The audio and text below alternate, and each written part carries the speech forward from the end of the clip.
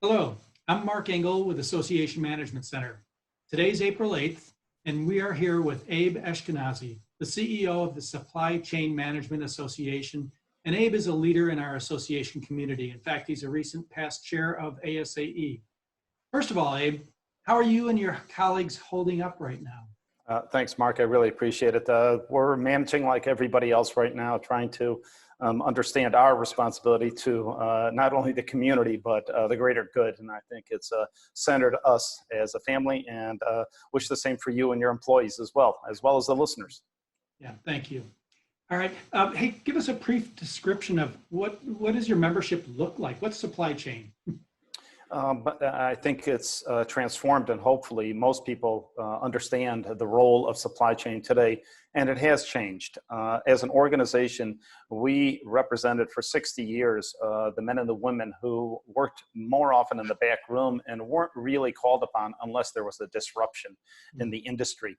That has changed, obviously, with the role of supply chain over the past 15 to 20 years. So our focus right now is on the supply chain professional, that man or that woman that orchestrates for the organization. But we also focus on companies and helping them design and implement their supply chain solutions.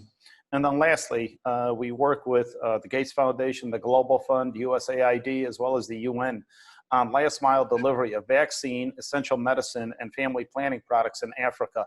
So unfortunately or fortunately, depending on the perspective here, we have experience in managing shortages of critical medicine and vaccines.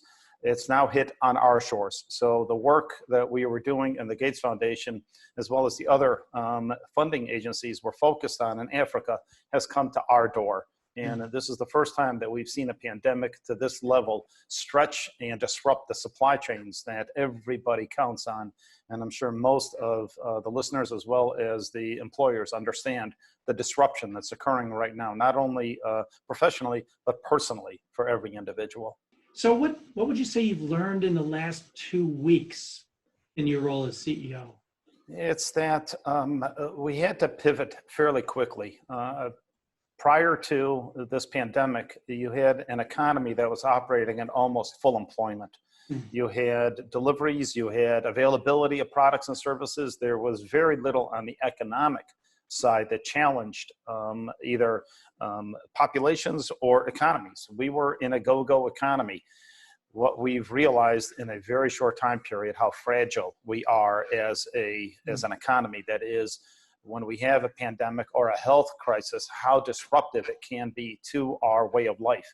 So while the medical professionals and every individual that is now on the front lines of providing services and or products to everybody, to the population, we have to realize that that comes at a cost. And unfortunately, the systems were not agile enough to respond to the surges that we saw, not only in buying, but now in sustaining the healthcare professionals for personal equipment. So what we've learned is that the responsiveness and agility that's required to support or to respond to these types of disruptions have not been adequately developed yet. Is there a communication role then with the association and helping navigate this through the system? Yeah, I can think of no better time for organizations, specifically associations, to play the role of, not only fact gathering, but dissemination of information. We need to empathize with our members. We need to understand the challenges and sort of their daily lives, how they've been disrupted. And more importantly, we need to listen to them in terms of what they need today. The demands that have been placed on our organization, as I'm sure for almost every association, has morphed from a growth imperative that we are just trying to maintain with the economy into a turnaround. And most of our work right now is on being agile and responsive to the needs that individuals have today. A good example is the displacement of workers. Our organization was focused on leadership development for supply chain professionals, getting individuals into the director, VP, and above roles. What we're seeing now is that there's a significant demand for supply chain workers at a tertiary level, at the warehousing and logistics and trucking, there are opportunities to place these individuals.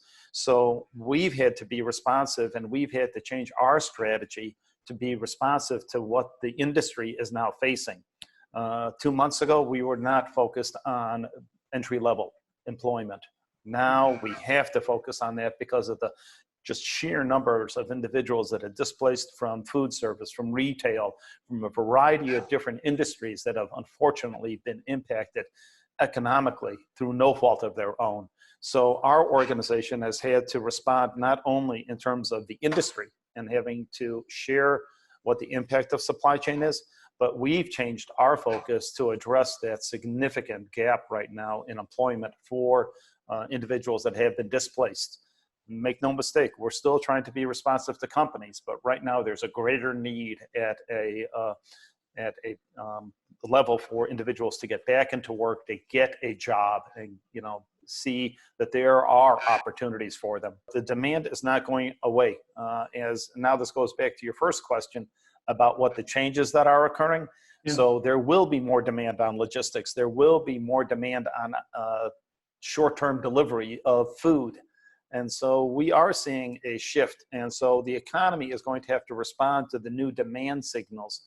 And what is normal versus what is temporary is part of the sort of discernment process that supply chain professionals, CEOs, as well as operational staff have to evaluate in terms of how much do we change our organization to respond to the disruption. So my last question for you is, what kind of encouragement could you share with other association leaders in this time? Honestly, I can't think of a more critical time for associations to step up and be that voice of not only relevance, but facts. And I think too often we're seeing opinion override the facts that are in the industry. But I can think of no better time than the association industry getting up and having its voice heard in terms of what their members need, and more importantly, what we need to do to bounce back.